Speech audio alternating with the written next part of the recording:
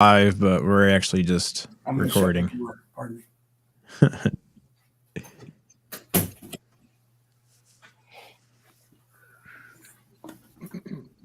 All right. So David and Craig, welcome to the podcast.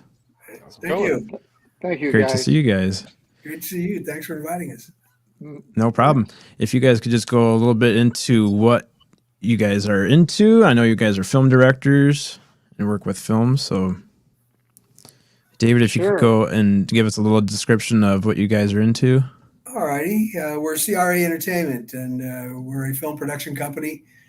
We write, produce, direct our own work. Pretty much do everything on it except for do all the parts and etc. Of course, all the post production work as well. We don't do any. We do some of that, but not the real technical stuff. We have people that work with us, but that's what we do. We make movies, different kinds. Very cool. So you specialize in anything specific, like horror movies or anything like that? Well, we started off doing horror movies. That's kind of how we met. I met Craig about 4.5 years ago. A friend of ours introduced me to him, a mutual friend, and told me that he had the script. So Craig produced this script. I read it. We made some adjustments to it, and we produced it. I was fortunate enough to be able to direct it, and that's how we got going. And it was The Evil Down the Street. It was based on a real family that Craig knows, and I'll let him talk about that for a minute. How's that? Yeah, that's great. Yeah, the family in question, guys, I had known for years and years and years, way before being a filmmaker. And what always struck me about their story, it could have been anybody. The original name was The Family Down the Street, but David and I, we discussed that, and that kind of sounded like maybe a musical more than a paranormal horror film. And so, yeah, like David said, that we got together, and David's being very gracious with respect to the script. We might say that I had an outline of a script, and David went through and made a lot of great notes, and we ended up at the end co-writing it together.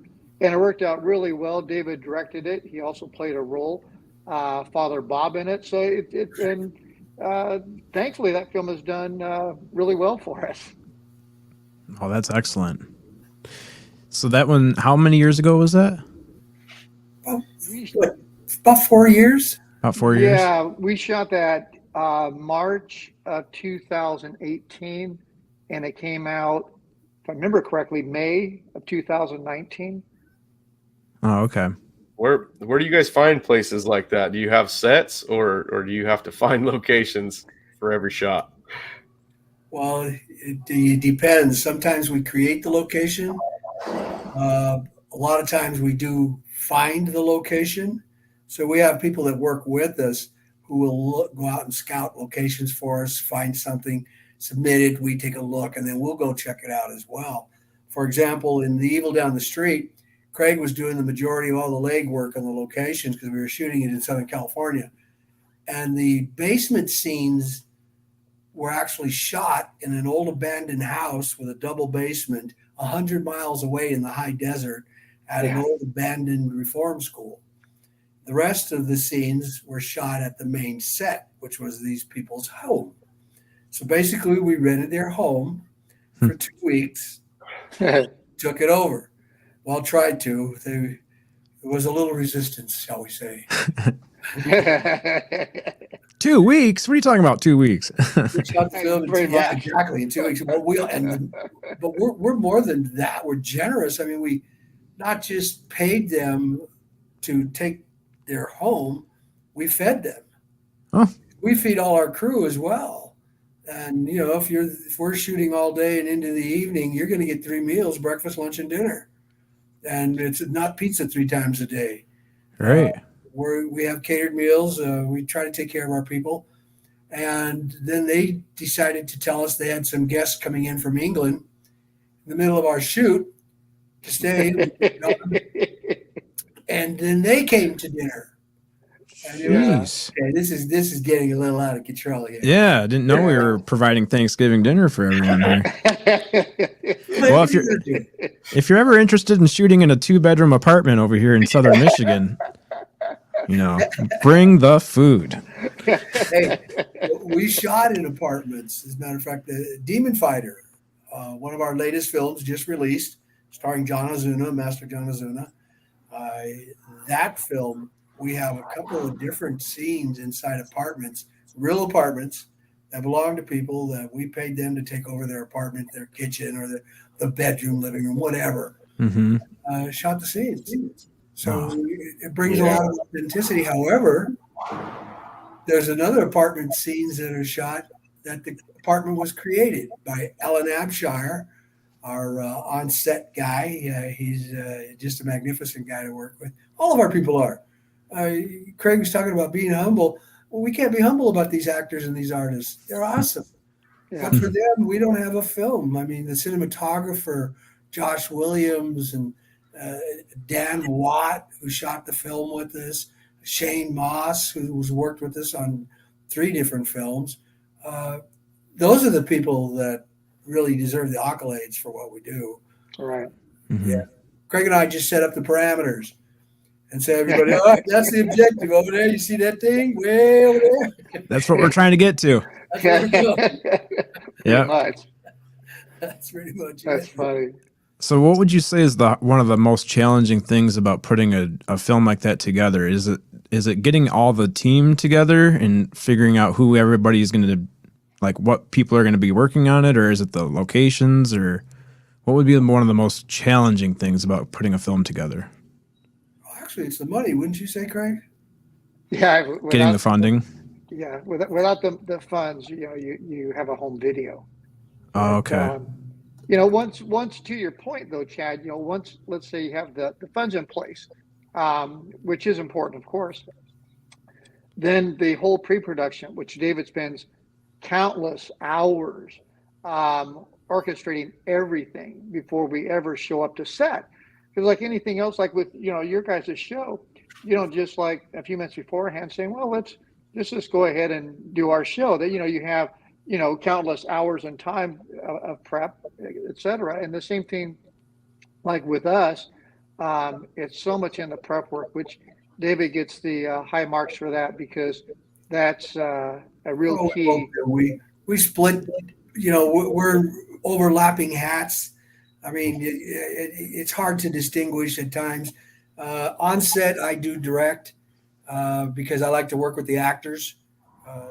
And help them bring their performance to a higher level. Other than that, no. Pre-production, I'm running everything by him. This is what I'm doing. What do you think of this? Blah, blah, blah, blah. Post-production, same thing. We take it. He's got an editing eyeball. Like, man, he just zones in. And we do all the pre-editing, and then we get it over to our editors, and they take it from there. But it is not a simple process where one says, I got a camera in a barn, let's make a movie. Right. You can, and I've seen it done, but that's not us. We believe in planning to be efficient. We always come in time on budget. And the only way you can do that is by planning ahead of time for contingencies, known and unknown. And shit happens, man. You never know. Yeah. That's the beautiful thing about filmmaking is once the final product is over with, all those struggles don't really show up. Like, nobody in the audience knows all the stuff that went into making that video, and it's just all kind of like seamless, and it just looks like everything just happened the way it was supposed to happen the first time, even though you guys know that's not the case. So true. So true. We were in the middle of shooting Demon Fighter. We're on set, and another film we had completed, The Crumbs, had just got out of post, and we had what was supposed to be a pretty good rough cut. Okay. Mm-hmm. So we catered it for everybody who was there, all the cast and crew from Demon Fighter and whoever else, and beer and food and stuff, right? It was dreadful. Oh my God. Craig and I sat in the back. I said, that's it. Give me 2 or 3 of the beers right now. We need at least 3 off the top. It was that bad. And we took it. We know what a dog looks like. We don't care whose dog it is. If it's barking and there's a tail, it's a dog. and that's what happened. Yep. So, we took it and we re-edited it and came up with something pretty good. Yeah. It worked. Mm-hmm. Yeah. Just moving one scene from the middle of the film to the beginning of the film. And that changed everything. Wow. Yeah. Yeah. Oh, that's crazy. True. It is. It's crazy. It's an art form. And the irony is that if you don't attack it as a business as well in your preparations, etc., then you're no doubt you will fail. You'll have a film. And every Christmas you'll be able to show it to whoever's interested. Whoever's interested. But that'll be it. A lot of people think, and this is the mistake they make, that, okay, I got a film, that's it. No, that's the beginning. Right. Of the second stage process, which is the marketing, the distribution. That's a whole other thing. Oh, yeah. Right. And whole different world. Craig excels in that area for us. He basically heads that entire area. Before The Evil Down the Street was our first film, before it was ever out, we hadn't even shot it yet. Craig had already been making contacts and relationships with all kinds of different groups to watch the film when it was produced. Oh, cool. So we had an audience at the jump, and it was like, wait a minute, nobody knows us from anybody. How'd you do that, Craig? Yeah, exactly. Well, all right, let's just keep doing this and see what happens. Yeah. Do you find that challenging to do, Craig, to get all that worked out, or is it more fun for you? I think it's kind of a DNA thing, Chad, that I never, now David has a 40-year career in this business, me, not even close. And I remember not that long ago, just going up the hill from my house, and I've always enjoyed watching movies and watching a film up there, never dreaming that someday that's exactly what I'd be doing. So anything that you would see in a feature film, that's the likes of David and myself, from beginning, from rolling credits, opening credits to rolling credits, man, and all parts in between. It's like David said, I agonize over editing. That, once you have your film, your rough cut, then it's like, okay, we need to get in here and find where our film rests. So I do enjoy that part of it, of early on the production, going from the early stages of raising funds to the very end. Once you release your film, you can't release it and say, just kidding, we're gonna bring it back, we're gonna do some adjusting to it. So it's fun to go from concept to it's out there, and something that David and I create and enjoy creating together with others that hopefully stand the test of time long after we're gone. Maybe people 10, 15, 20, 30 years from now will still be enjoying content that we produce. So it's a rewarding process, if you will. Yeah, absolutely. And even like these podcasts that we do, it kind of hits me every once in a while that like we're recording something that it's going to be recorded on a digital platform, which there's no real expiration date that we know of for stuff like that. So the stuff that we're creating right now, somebody could be watching it 200 years from now for all we know. And it's like the little tiny things that you do for that video or for that podcast that make the big difference. And then it's going to show massively, like as time goes on, like who knows what's going to be okay now and what's not going to be okay in 200 years from now. Who knows what we're talking about that's going to be totally different or totally taboo in a different time. So it's crazy the stuff that we make, and to think of how long it's going to last for. I have one goal in life. That's to have one of these films reviewed on Svengoolie. That's right. I want Svengoolie to look at these movies. I want it broadcast on Svengoolie. I've never heard of that. You don't know who Svengoolie is? Who's Svengoolie? Svengoolie has been around for the longest time. And what he does He lives in a coffin, and he basically narrates films, old films from the 30s, the 40s, the Frankenstein movies, all classic horror films. All right. It comes out every Saturday night. Last night they had The Tingler, Vincent Price, okay, starring Vincent Price. And it wasn't bad. The acting was pretty good. The Tingler itself, the object was but what they did was pretty cool. The audiences, the screening of the films at any theater before they showed the film, about a couple of days before, some technicians would come in and they were wiring certain seats. The object of the Tingler was that during the fear of time, you get so frightened, so scared of something that your spine would snap.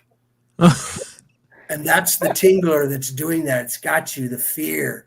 Well, he's able to take one out of a body of a person, a deaf mute who can't scream and can't voice, and let out the fear. And he takes this Tingler out, right? And it gets free. It looks like a big centipede. It's a weird looking thing. But what they did, they wired these seats so that when the Tingler got out, they started to grab somebody, they would push a button, and that seat would send an electric shock, a small electric shock into people's butt or at the base of their spine. Yeah. In the theater? Story in the theaters. Whoa. Yeah, so they went through a lot of changes to bring that home to you, that fear. Hitchcock did the same technique with his films as well. He wouldn't let you in if you didn't show up on time. You couldn't get in. The first 12 minutes of the film, that was it. I like that. You couldn't get in because of the content of the film. That was Psycho, wasn't it? Psycho, exactly right. So there's a lot of weird things with films that people try to do. There was a film that was made that used chemical smells that they would blow through the vents. Okay, somebody was walking, like say, through the forest, and there's different smells of flowers and the pines. They were blowing it through the vents. That's crazy. I mean, talk about a unique experience, though. Yeah. All of a sudden you're like, I can smell the tree, man. Can you smell that? Yeah. Or is that a bear? I'm not sure. Yeah, and that's definitely a key point that they would talk about after the show. They would tell their friends, like, you got to go see this movie. Halfway through, you can actually smell the scene. Exactly right. So it was the hook. Wow. The hook. How do we make it more real? How do we create an experience that emotionally involves the audience at all levels? Right. We want to cry. We want to be afraid. We want to feel like the hero. We want to fall in love. We want to laugh. Mm-hmm. Be disappointed. And we want it all in one movie.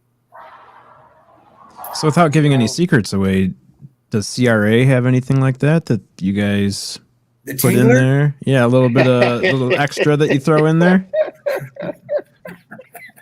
We haven't Some extra yet, but, effects? not a bad idea. No, it's not. I think if you watch Demon Fighter, you will be pleased with how we've worked martial arts into this film about exorcism. Oh, wow. And the film is based upon an actual event that took place in the late 1500s, early 1600s in England, about a man who was falsely accused of witchcraft and was put to death. He seeks his revenge. And years later, that's where your story picks up. And he's coming after the heirs of the family that falsely accused him. They burned him to death. This is actual. Oh, wow. This is real history background. But us being cheesy, we didn't want to do that shit. So we did something different. We made this guy. He's a martial artist, but he learned martial arts the hard way in the streets and in the slam. He became a priest, an exorcist, fighting demons in the street and the souls of men while he wrestles with his own. He grew up with a heroin addict mother who he basically witnessed kill herself. Oh, wow. He had a tough bringing. So, yeah, Demon Fighter. Yeah, right there. I like the cover. That looks cool.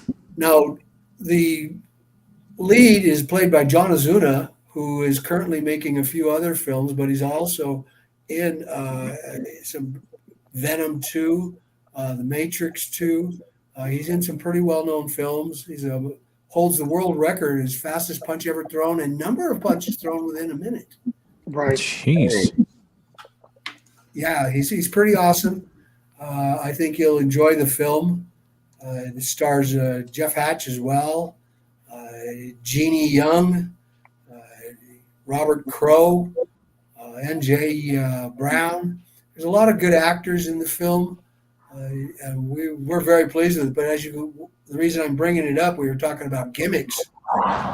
The makeup and the way that they did the makeup works really well.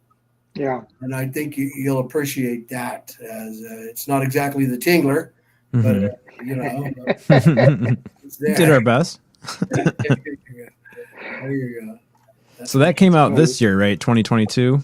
Correct. So did Demon Love and Quarantine. Love and Quarantine is a comedy. Oh, okay. A biracial couple been married many years, and now they're confined in quarantine with each other due to. There you go. Thank you. Due to the pandemic. Okay. And it's how they can stand each other after a while. Mm-hmm. Or can't stand each other. How the little idiosyncrasies of life start to really become mountains out of molehills, and pretty soon they're at each other's shit. Yeah. It's a romantic comedy, but instead of starting apart and trying to bring them together, we start together, take them apart, and then bring them back. Oh, I like that. Yeah. And I definitely think that's something that a lot of people can relate to through that time period, where a lot of people, somebody might work day shift and the other partner works afternoons, and they're not used to seeing each other that often. And now all of a sudden you guys are stuck in the same house for months. Holy moly. Yeah. I think a lot of people can relate with that. So that's great. And the film itself deals with a lot of social issues. We don't take a stand on anything political. We do make comments, but the characters make the comments to each other about each other. Mm-hmm. So it's personalized. And we think it's funny. There's some great scenes in there. And I think you'll enjoy them. I won't destroy the scenes by talking about them. But I think you'll enjoy them. It's funny, it's rowdy, it's crazy. And like I said, we do bring them back together. So, nobody wants to see a romantic comedy where everybody's crying at the end unless they're crying. I'm so in love. That's right. It's already over? Yeah, so that's available on Tubi, it looks like. Yes. Yeah. Awesome. Yeah, that's cool that these videos are available on normal streaming platforms that everyone's used to seeing and able to get to easily. Exactly. All of our films along those lines, Chad, are available on Tubi, and other than Love and Quarantine, the films are also available on YouTube. And YouTube, over the last couple of years, their audience has just grown leaps and bounds. I mean, it's a real choice for consumers, that's for sure. Yeah, that makes sense too, because it's like the most popular streaming platform for small, short videos and amateur videos or whatever you want to call them. But so yeah, I think it's just so much easier since you're already on the platform, you're already got an account, you're signed in, so might as well watch a long video on there too. That's it. You're right. That's great. Tubi and YouTube. That's free. Yeah. Oh, it's free? Can't beat that. Nope. Yeah, free with ads. I mean, that's the whole way the world has been moving. But they work it the way they cut the film. They don't. They pick it right back up where they leave it, and the continuity is never broken. The ads are quick. They sometimes have like 6 ads, but they're like 15 seconds, 20 seconds, 12 seconds. Mm-hmm. They click by pretty quick. The thing transpires within a minute, 15 seconds. Gives you time to throw another bag of popcorn in the microwave. Exactly right. One more bag. Yep. So, unless you're in California. Oh, yeah? You might be doing something different with that bag. I don't know. Maybe. Yeah. Where I live in California in the summertime, you could throw a bag of popcorn outside. It'll pop. Are you kidding? Yeah, it's hot. Wow. I never thought of that, Sonny. Where do you live? Fresno in Central California. I'm in Sacramento. Oh, yeah, you know then it's hot. Oh, it's killing me, man. Well, and we shot, David, didn't we shoot Demon Fighter in Fresno? Yes, we did. Yeah. Clovis, Fresno, Yeah. another little town nearby. Oh, sweet. Yeah. That's where I'm at. I'm out in Easton, out by Clovis, over by Oh, wow. Fowler and Clovis. Small world. Yeah. Yeah. I'm waiting for you guys to say, yeah, we rented your neighbor's house. That was some I good would have eating been that there week. eating. I would have Yeah. been there eating. You had the whole smorgasbord over there. That's funny. Well, damn, Sonny, we're gonna have to watch that one for sure. Demon Fighter was shot right in your hometown. And that's the latest one, right? Demon Fighter? Yeah, Right. Demon Fighter and Love and Quarantine. Those are the two latest releases. The latest. Right. The latest Yeah. releases. And Demon Fighter happens to have some local people in it as well from the Fresno area. We do a Mhm. motorcycle scene, and all those people are from the local area. You may even know a couple of them. Yeah, Sonny's like, what?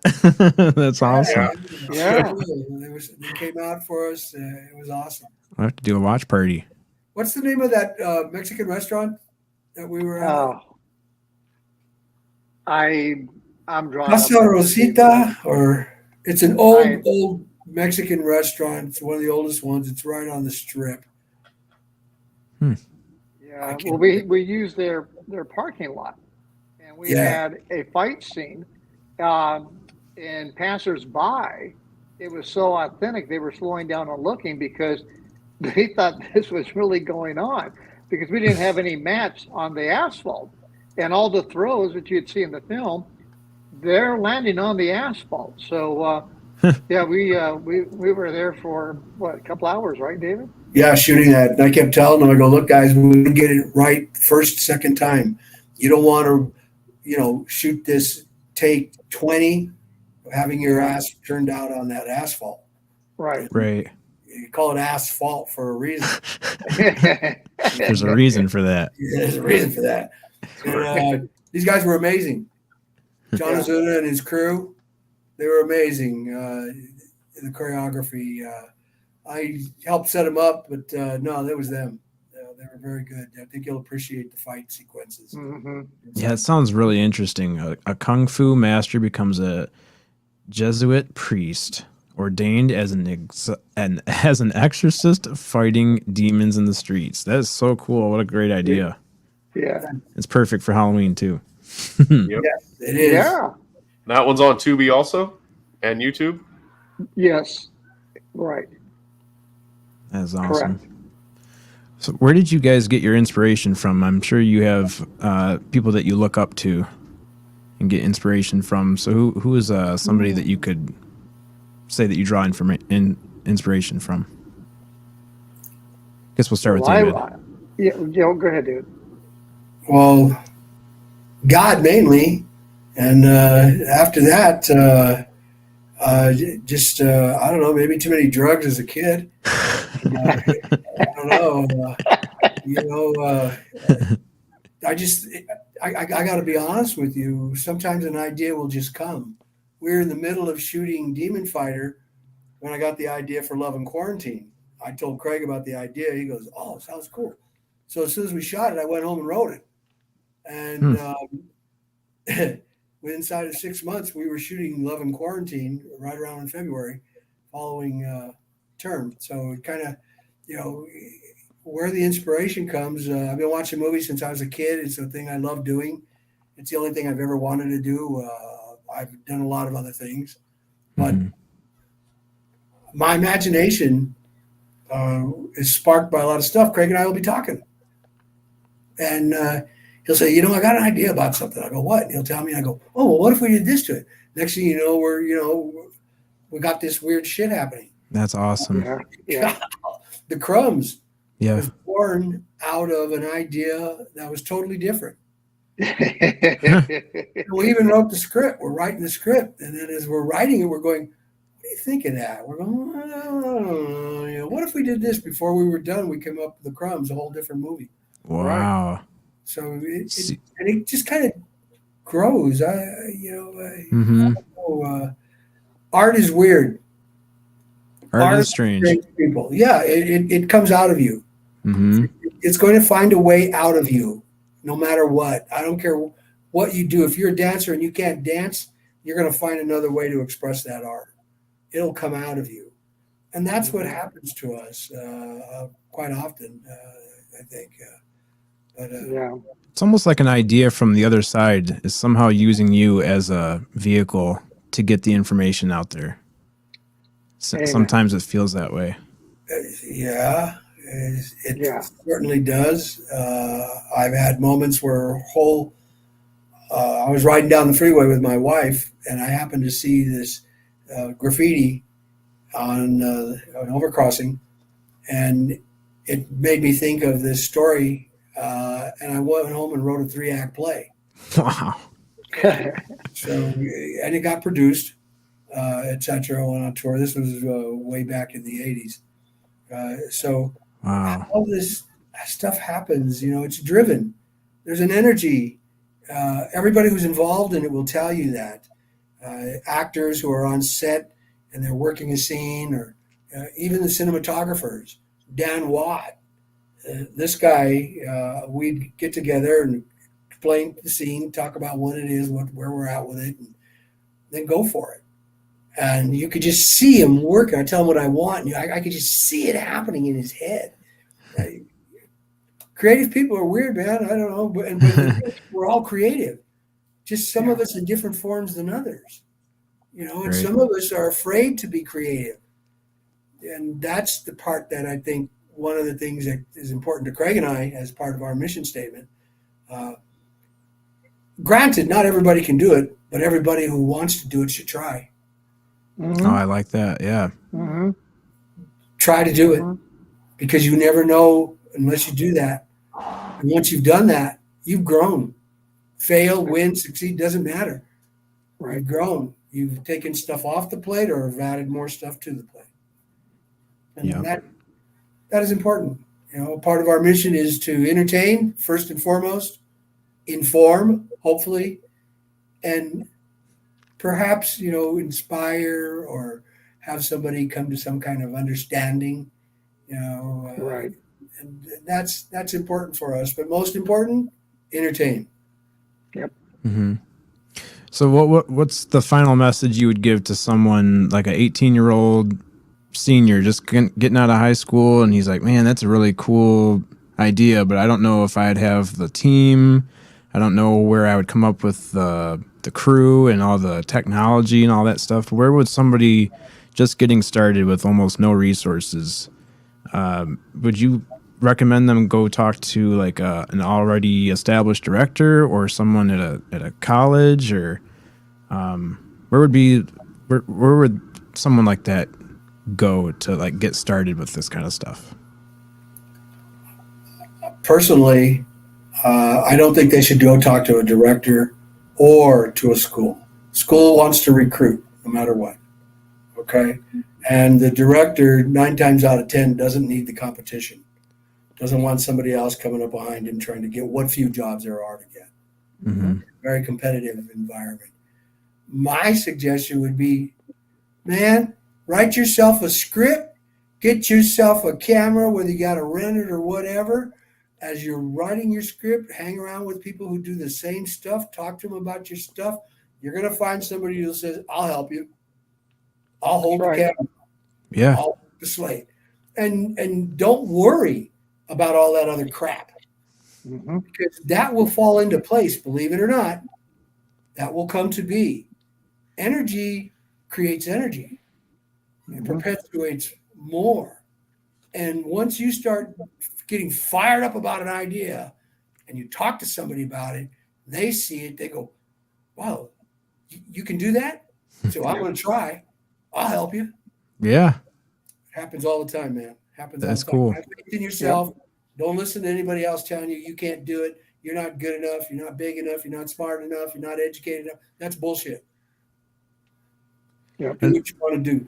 Another thing I heard from that message too is don't put like a time limit on it. Just produce what you can and then show it to people and see if you guys can get something going. But you don't have to really put like a time limit on something like that, because I feel like art is it could just go on generations if you let it, you know. So true. Very true. I'll say yes and no to your statement. Yes, don't put a time limit on it because it will hinder your creativity and your thought processes to be thorough. After you get to a point where you think you know what you're doing, start putting a time limit on it. Make yourself work. Give Yeah. yourself goals. Watershed moments where you know you have to do A, B, C before you can get to E, F, G, okay, and all these other areas. You got to get this done first. One of the reasons why we're capable of continuing to do films, we are on time and on budget.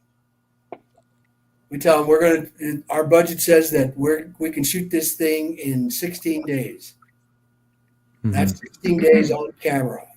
And we usually go 6 and 1. We work 6 days, take 1 day off. Right. So we'll schedule it out and then we go for it and we just knock it down. Boom. Simple as that. Being disciplined in this art form is extremely important. Maybe not with painting. Maybe you can grab a goob of paint and throw it on the wall and then pull a brush through it or your fingers. But you can't do it with this art form. This art form takes a discipline. It takes a unique motivation. I know a guy who was shooting a film with his little pocket thing, never shot a film. He's an artist, but he kept doing it. You can see his film right now on YouTube and Tubi TV. Straight out.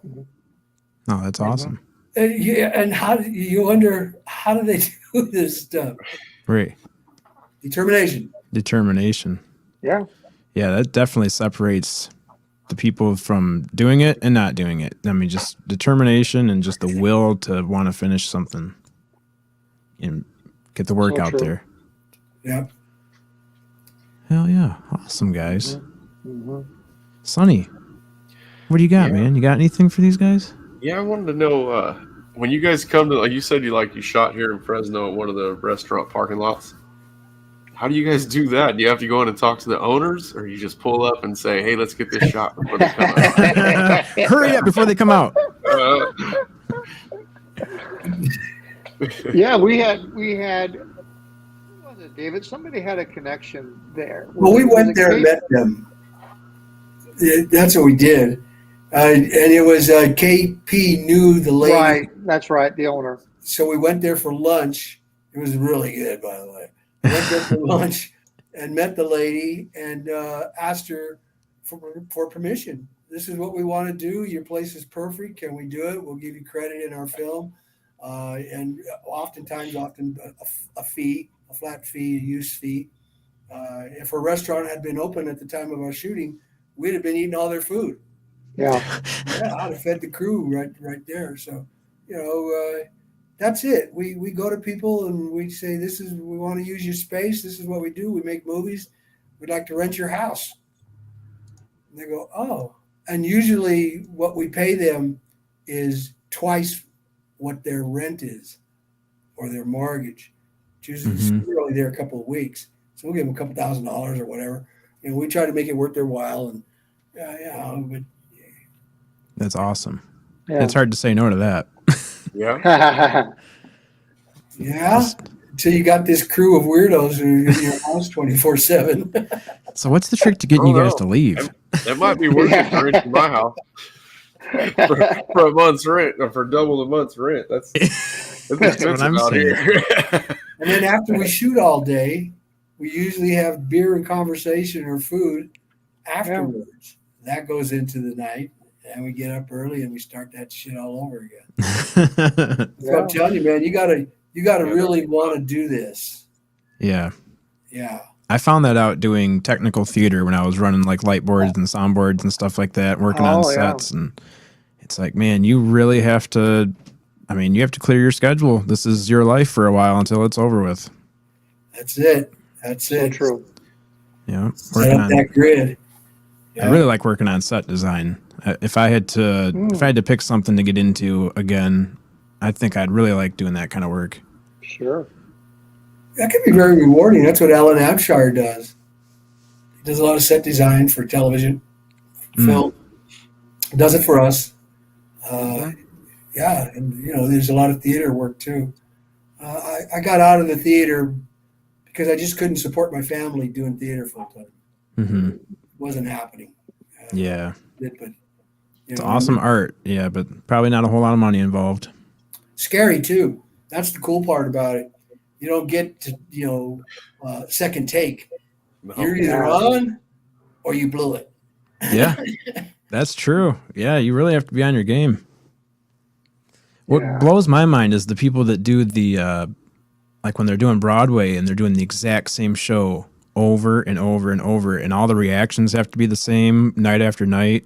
I mean, everything has to be convincing, even though you've done it 60 times. Amazing. Yeah. Yes. It's pretty cool work. I did theater here in Easton at Washington Union. Cool. No big deal. It's a small town, small school. For like, I think 3 months I had to go to Fresno High, and I did theater there too. And the first play that I did, I remember walking out on stage. As soon as I hit the stage, I just stopped. I was like, holy shit, there's like 2,000 people in here. I was used to seeing 30 people, not 2,000, 2,500 people in an auditorium. So yeah, that was a little, That's a little nerve-wracking. Oh, that's funny. That's great. That's the way it is, though. In 8th grade, I played Scrooge in A Christmas Carol, right? And opening scene, I'm supposed to show my age. They gave me a cane, right? I'm supposed to be walking with this cane. I left the cane right there by the legs on the side. So I walk out there and I go, shit. I turn around, I go back, I grab the cane, I come out. They just laughed. 8th grade, what are you gonna do? It's all part of the show. Trust us. It was all That's part of good. it. Well, that's awesome, man. This has been a great conversation. How about you guys? Did you start out? Did you ever do acting like that in high school, or was it something you did later on, like much later, like, or did you guys start? Did you have to have drama classes and stuff in high school and get up in front of? I got kicked out of drama in high school. Did you?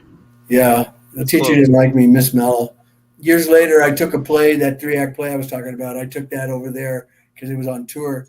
I said, hey, I'll bring it over here for free to the high school, She said, there's too much bad language in it. I said, what the fuck are you talking about? What bad language? Bitch, what are you talking about? Appropriate. These are young guys. It's appropriate language. Later on, I found out that the dean was pissed that she did that. She didn't One of our drama teachers, he was also a band teacher, and his name was Mr. Valet. And one of the nicest guys, like real soft-spoken voice. I'd say by the second week of drama class, he was cussing. He cussed more than we did. Cussing more Don't than you fucking guys. touch that. That was his favorite thing to say. Don't fucking touch that. You can't have language issues to be in this industry. I'll share a brief letdown in my career with you. I was up for a major role for this part as a Texas Ranger, okay? And it was a modern-day drama. And they set up this improv, and I'm at the last stage of this. I'm being considered. It's me and one or two other guys, right? And they set this improv up where I'm supposed to be crawling through this hail of gunfire, and I find out that they just murdered my brother, and I go to the window, and I just start opening fire on him and yelling at him. It's all improv, right? So everything's cool. I do all that. I get up there, and I say, you slime balls, and the guy goes, what? They killed your fucking brother. What are you talking about, slime balls? Slime balls. Whatever happened to motherfuckers? That cost me that role. Being afraid to use the language. I was editing. Oh, really? Yeah, I didn't get the part because of it. And I was like, I was pretty. Benjamin Bratt got the part, as a matter of fact. I was pretty bummed about it, but I learned a good lesson. Don't be concerned with what people think about you as an actor. Do your job. Yeah, when they say they want your reaction, give them your reaction. Don't give them what you think they want your reaction to be. Right. If that happened to my brother, I would be crazy. Yes. Yeah, that's true. That's what they meant. Yeah, gotta watch what you say and what you don't say. Oh, that's great advice. Because like you said, it could be the difference between getting the part and not. Yeah. Yeah. And then maybe sometimes too, you did do it right. You react just Oh, like yeah. you were supposed to, but you're just not right for it. You know, even though you reacted just like you would have. It was Well, most of perfect. the time, if you're not right for the part, they're not going to send you to the audition. And your agent, if your agent's sending you to auditions that you're not right for, you need to fire that fool. Yeah. Yeah. I got shit to do. Well, actually, I'm 5'8", Hispanic, right? So why are they sending me to an audition where they're looking for a Anglo-American who's at least 5'11" or 6 foot? Yeah. Yeah. Why am I going to play Buzz Lightyear? Yeah, not going to happen. Right. Yeah, that stuff's very important too. Just getting lined up for the right part. Yep. That's right. Man, I'm trying to think of anything else that I've always wondered about. Because I was film is just so wondering, interesting. For you guys too, what's up? What's coming next? What are you guys gonna do next? Well, we have a few scripts that we've been messing around with. A horror film, a Vietnam era film, Ooh, and a Western. ooh, a Western. I Yeah. like the Western. I like the Vietnam stuff too. Yeah, so do I, and the Western as well. The horror film is pretty dynamic, but it's it's a horror film, so there's a lot of it right there. Mm-hmm. We're on right now the wait and see what happens. We're farming our curtain products, making certain we establish a good viewership for Demon Fighter and Love and Quarantine, as well as the other films, The Crumbs and The Evil Down the Street. And The Western one sounds like you're gonna have to have animals. I would like to just hang around and watch because I hear working with animals, or putting people on horses that don't know how to ride horses is funny to me. you don't do that. There was a television movie of the week called Dead Man's Walk. Murray Abrams, Edward Olmos, a lot of major players were in this film. It was took place over a period of a week. One of those movies of the week that was on for like 4 or 5 different episodes, right? And strung out. And to get the audition to ride one of these damn horses you're talking about, a friend of mine calls me and says, "Hey, you can shoot and ride, right?" And I go, "Yeah." And he goes, "Well, I know these guys are looking for 20 guys. I already told them about you." I said, "Okay." I get there and there's 200 guys auditioning. Oh wow! A lot of them straight up cowboys. Okay, I beat that audition. I get chosen. We go to Texas. I'm over in Texas, and they bring a bunch of real cowboys on set. Okay, none of the horses are trail trained. These are all real cattle horses. Okay, the real deal horses. So they're foot trained. You turn them with your feet because you got lassos and shit in your hand, right? So you're riding the horses, and I had to audition all over again. I was like, "What the hell? What kind of shit is this?" I got the part, but my point being is, it ain't over till it's over, man. Till they're shooting it. And then after the first day of shooting, I was like, "Man, I don't know if I really like this part." 7 hours in the saddle, my ass hurt more. It was just outrageous. Yeah, that sounds nuts. Yeah, It was is. pretty cool. We were in Van Horn, Texas. Out in the middle of the desert, there wasn't nothing out there. I don't know if you know That's where the Texas. real cowboys are at too. Oh yeah.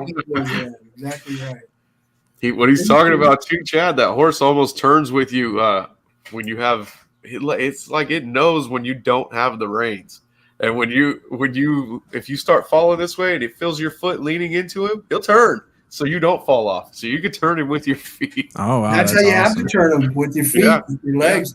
Yeah, because I was carrying a lance. Okay, these are all military formation riding and shit. Wow. Right? So we're doing charges and the full on thing, right? So I'm charging with a lance, and then you got one hand and it's tucked up underneath. Then you got the other hand on your reins. But hey, it's nuts when it's out there, man. I had a hell of a good time, but yeah, it's no joke. I was like jousting. Yeah. You can get hurt out there. I don't think I've ever tried to do that. I've never tried to carry a lance or something with a horse on a horse. Yeah, no. That's why I say you got to be crazy to be in this business. You have to really be desperate for a part. You want that part that bad? Dude. Get on there. Giddy up. Get on there, smack its ass, and let's see what happens. Let's see what happens. We'll get it on camera. When I yell action, stick your spurs in his flanks. When I yell Yeah. action, And hold on. Film's expensive. We want him to do this in one shot. Let's go. yeah, one shot. And when you're holding on, squeeze him real tight. That'll get him going. Don't Yeah. be a stiff. You don't use the reins either. One shot, are you holding on to the mane? Well, actually, the Native Americans rode that way, and to mount the horse, the withers, there's nothing in there, and that's really how I was trained to mount the horse. You don't grab the horn of the saddle and the cancel. You grab the withers, and pull yourself up on the horse in case that saddle isn't down. You won't pull the saddle down too. Of course, you pre-check the saddle. Hopefully, once it's strapped and they let go of the air. I always felt bad doing your pre-check you're talking about. For me, that's before I get on the horse, after I saddle him. And he stood there a while, I'll re-cinch it. And if he's still swelled up on purpose, I punch him.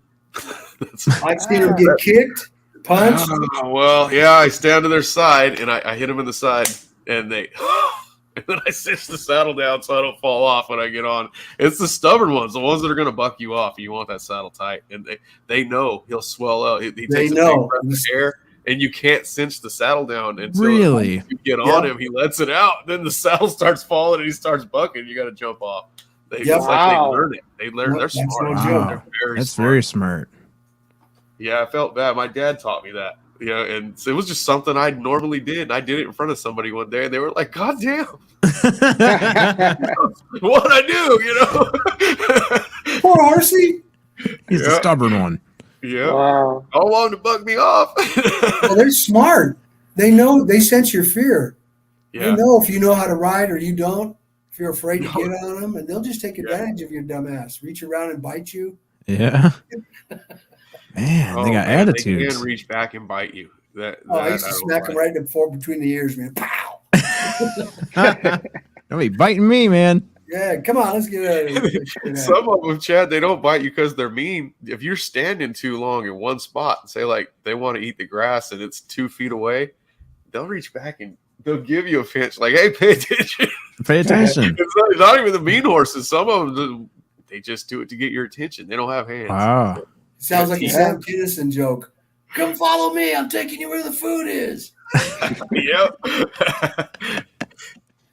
I don't know if I'm dating myself with that comedian. Probably. Oh, I don't know. I've heard of him for sure. A legend. He'll never go out of date. Sam Kinison was one of the most outrageous comedians I've ever heard. And I've loved, of course, Richard Pryor, Red Fox, and all these guys coming up. But Sam, he approached it a whole different way, man. I don't know. Were your actors in your newest comedy, The Love Story, were they comedians? Comedic actors even, or just? No, and I didn't want them to be either. Good comedy must be played for the truth of the situation, for its reality. That's what makes it funny. If you're playing for the joke, it becomes Three Stooges, Marx Brothers. It still may be funny, but it's campy. For example, Neil Simon's writings, The Odd Couple. What made that movie funny, and subsequently the series, is that we believed the characters to be who they were presented as. That's what makes it funny. Neil Simon wrote this other one called The Sunshine Boys. These two old guys who were vaudevillians hate each other now. They despise each other. Years later, they're convinced to come and make a comeback. Okay, one night only, like the Ed Sullivan Show. So they get together and they decide, okay, we'll do the doctor sketch. Okay, we'll do the doctor sketch. Let's set it up. So they start setting it up. One guy moves a lamp over here, turns his back to go get a chair. The other guy takes the lamp, moves it back over here. The other guy brings the chair, says, "Oh, what the hell? The lamp's over there." This guy grabs the chair, moves it. They're messing with. They get in each other's shit again. Now, when this film is, if you ever get to see it, what makes it funny is that these two old guys look like they hate each other. What are you doing? That's not the doctor sketch. You're setting up something else. What are you, crazy? That's their problem. The other guy says, "The finger. Don't point that finger at me. There you go with your finger." Next thing you know, they're in each other's shit. but it's playing for the reality of it that makes it funny for us. And so I didn't want them to go for the gag. And that's what makes it funny. They both did a hell of a good job. And funny you bring that up, because when we were shooting it, I was asked not only by crew, but by the actors, is this supposed to be a comedy? I said, yeah, just hang in there. When we put it all together, you'll see. It's Just funny. hang in there. It'll be all right. Yeah, Trust the process. exactly. Yeah. Trust the process. That's awesome. And we got to see a little bit of your acting. That was great. I felt the energy. I was like, oh my God, we're getting yelled at. Good acting. You know, like I said, you can't care what people think about you, or you won't do it. Right. Yeah, that can be applied to everything in life. Absolutely right. Mhm. Absolutely right. I never tell myself no. Craig and I have that as a part of our whole pitch. There's too many other people out there willing to do that for us. So Yeah. for us, it's always, let's ask. Let's try it. Let's see. Mhm. Yep. I've always gone by the saying, ask 100, 10 will say yes. Just Very take true. the chance. Amen. Yeah. Mhm. Well, guys, this has been awesome. Please let everyone know where they can find your work. Well, you mentioned a little bit early on, Chad, that our films are all available on Tubi TV, which is very user-friendly, and YouTube, as we discussed. They can find David and me, social media, Facebook, Instagram. We're not too hard to find. Our website is CRA Entertainment .biz, and see all the films linked there. CRAentertainment.biz. Correct. Awesome. And then I also will put, I don't think it's going to be, well, nothing's in the description right now because the video hasn't posted yet, but in the description, I will also add your IMDb page, just so everyone can great. see all the work that you guys have been working on and Terrific. all that kind of cool stuff. Right on. That's great. Excellent, guys. This has been an awesome conversation. I wasn't sure where this was going to go because, as you know, we do a lot of paranormal and stuff like that. So I was interested in getting into some new conversations, and this was awesome. So I really appreciate you spending the time on this Sunday to hang out with us. Thank you. Thanks for My inviting us. pleasure. And we were Absolutely. close. We're the para-abnormal. Para-abnormal. Hey, That's great. I'm gonna go watch one of your movies today. Yeah, I was on, thinking man. the same thing. Thank Right you so on. much. That'd be great. Appreciate that. Yeah, and you don't have to like it, by the way, but please watch the whole thing or we don't get paid. All right. Watch the entire thing. We definitely will. Yeah, that sounds like a great way to end the day. Thank It's you nice guys. to for meet you guys, inviting us. man. Thank you so Nice much. to meet you, Sonny. Chad, good talking with you. Good talking to you. We'll see you guys. Thanks. Peace. Peace. Sonny, that was awesome, dude. That was good, man. That was awesome. Yeah, like I said, I wasn't sure where it was going to go because we're so used to having ghost and UFO conversations. Yeah, but we can do it all. We Chad. can do it all, man. That's right. We can do what we want. Yeah. Yeah, this was fun, man. This was good times. Well, I haven't Yeah, done a good. pre-recorded one before. I think we just say goodbye to everybody and then we'll hit the end button. I think so. Bye, All everybody. right. Thanks everybody for being here, and we'll see you guys next time. Peace.